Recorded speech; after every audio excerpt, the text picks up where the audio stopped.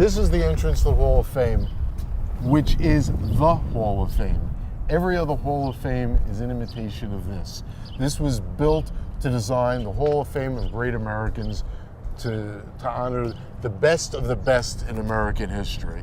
And then people came up with football, baseball, ping pong, whatever. But this is the Hall of Fame. The hall was, oh, sorry. Yeah, and you came here to reflect a meditative thing. There was a big dormitory over here, Silver Hall, where I was. There was a major lecture hall over there.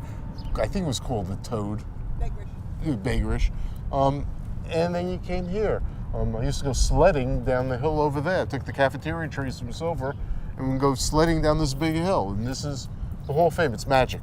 The hall was created out of an engineering necessity. Actually, they were trying to figure out a clever way for these retaining walls to be built, and in the discussions, the idea of this colonnade came up. Yes, so the library wouldn't slide into the river. And the elections for the hall started when the campus was open, and they were a big deal for the first 3/4 of the 20th century. Now, unfortunately, they're kind of in suspension for the last couple of generations while things get figured out, shall we say. But we're hoping that now that the